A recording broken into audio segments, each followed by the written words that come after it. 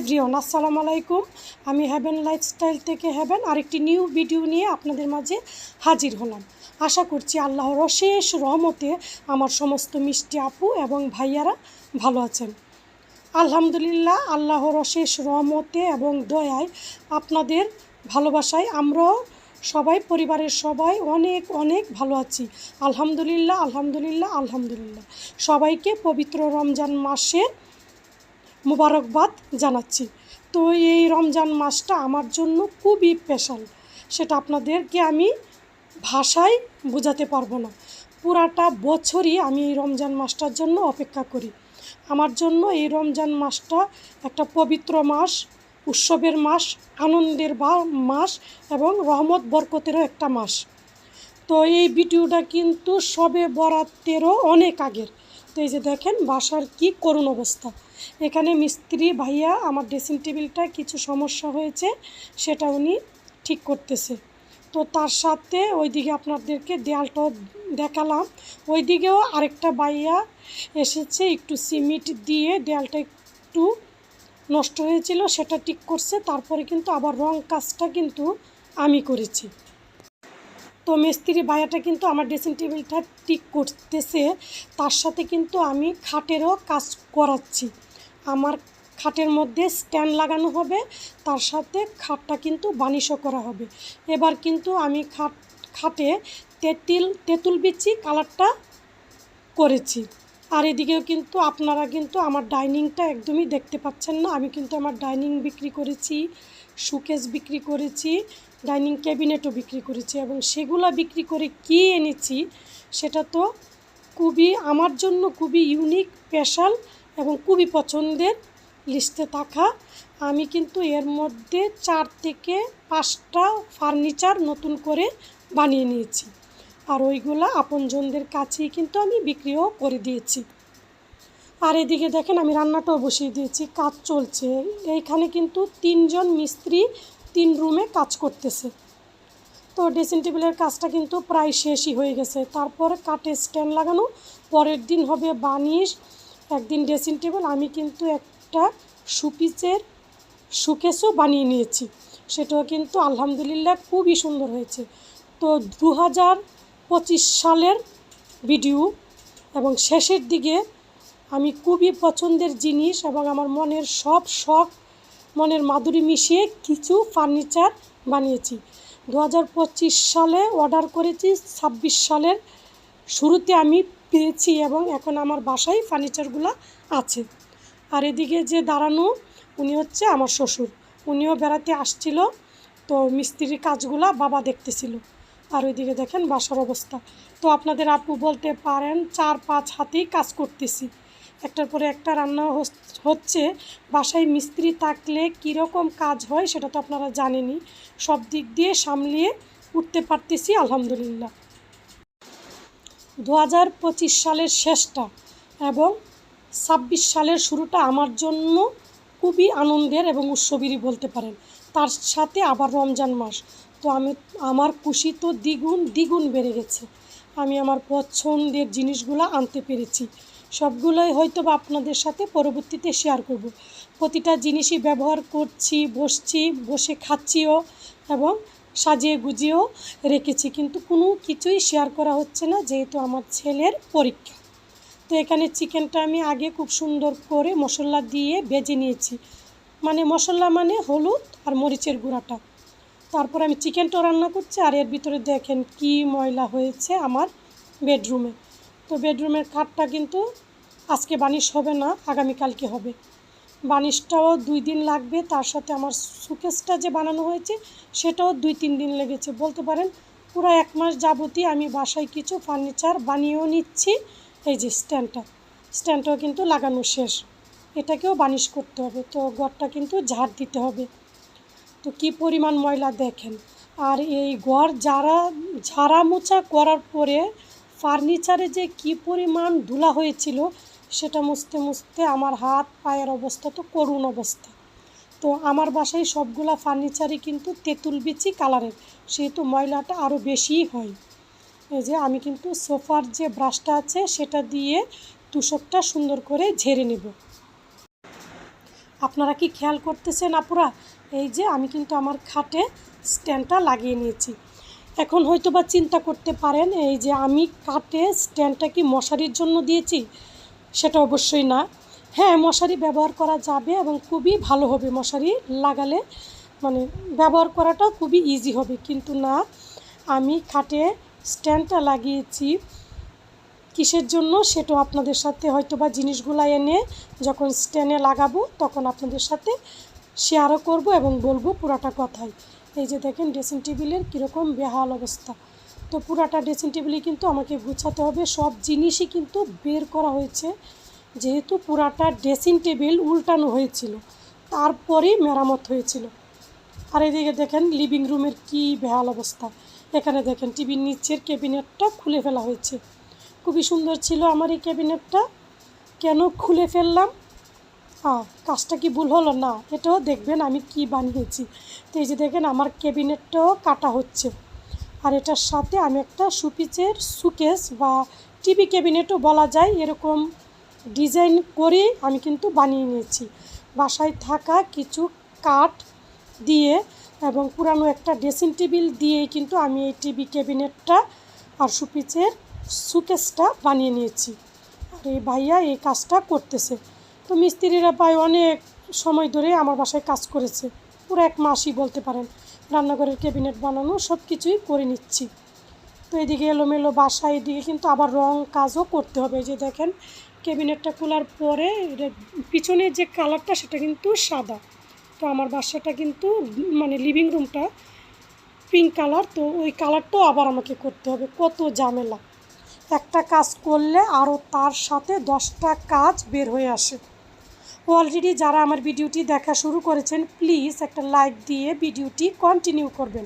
আর আপনাদের একটি লাইক একটা শেয়ারের কাজ করে। আর আপনারা চাইলে আমার ভিডিওটি ফ্রেন্ড অ্যান্ড ফ্যামিলির সাথে শেয়ার করতে পারেন, তাহলে আরও অসংখ্য আপু ভাইয়া আমার ভিডিওটি দেখতে পারবেন। আর প্লিজ আমার ভিডিওটি বেশি বেশি লাইক করবেন, শেয়ার করবেন এবং সাবস্ক্রাইব করবেন।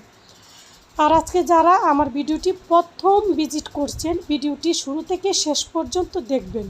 দেখতে দেখতে হয়তো বা ভিডিওর কোনো কাজ বা অংশ আপনাদের সামান্য হলেও ভালো লেগে যেতে পারে। তো ভালো লাগা থেকে চাইলেই কিন্তু আমার চ্যানেলটি সাবস্ক্রাইব করে পাশে থাকা বেল বাটনটি চাপ দিয়ে অন করে দিবেন। তাহলে বেল অপশনটিতেও অন করে দিবেন, তাহলেই কিন্তু আপনার কাছে নোটিফিকেশন আসবে আমি ভিডিও ছাড়লে। তাহলেই কিন্তু আপনি আপনার সময় সুযোগ করে দেখে নিতে পারবেন। যারা অলরেডি আমার চ্যানেলটি লাইক, শেয়ার এবং সাবস্ক্রাইব করে দিয়েছেন সে আপু ভাইয়াদের জানাই অসংখ্য অসংখ্য ধন্যবাদ। এই যে দেখেন মিস্ত্রি ভাইয়া কাজ করতেছে, কাজ রেখে বারবার ভাইয়ারা কিন্তু বাইরে যায়, নাস্তা খেতে হবে, দুপুরের খাবার খেতে হবে, এই করে কিন্তু কাজগুলা একদিনের কাজ 4 দিন লাগে। সেটা যারা করান আপুরা তারা তো জানবেনই। তো এইভাবে কিন্তু আমি কাজটাও করে নিচ্ছি। তো নিজের বুদ্ধি, নিজের পরামর্শ, নিজের যুক্তি দিয়েই এই প্ল্যানগুলো আবিষ্কার করে আমি করে থাকি। তো এইদিকে এই যে আমার শোকেসটাও কিন্তু বানানো শেষ, এবং বানানোর পর কিন্তু উনি আমার টিভিটাও কিন্তু নিচে উপরে ছিল, সেটাকে আবার নিচে নামাতে হয়েছে। এটার জন্য পয়েন্ট করতে হয়েছে। আবার কিন্তু এই যে দেখেন আমি পুরাটা শোকেস সুন্দর করে মুছে শোপিসগুলো রাখতেছি। এই যে দেখেন আমার এই পুরাটা শোকেস কীরকম হয়েছে।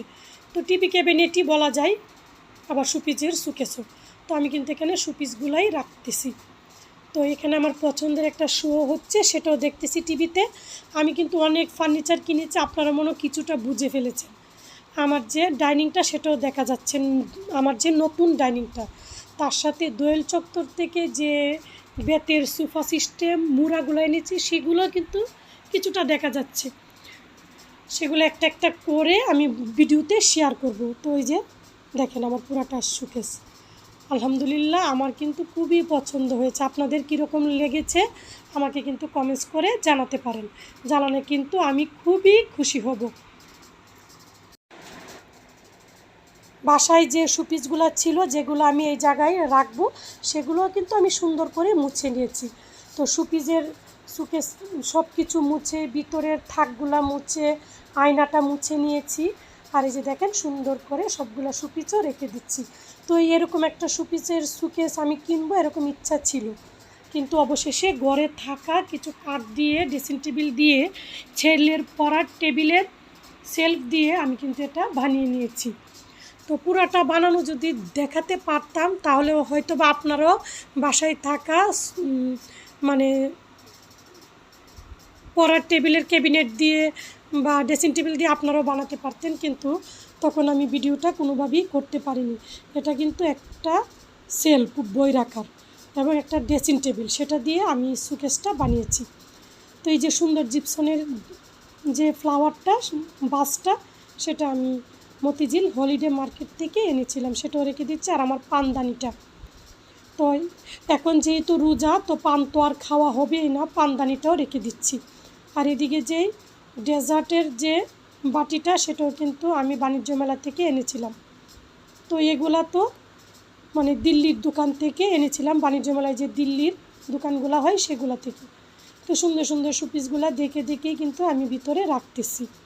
আর পুরোটা শোকেসের যে গ্লাসটা মুছতে কিন্তু আমার প্রায় ঘন্টাখানেক সময় লেগেছিল।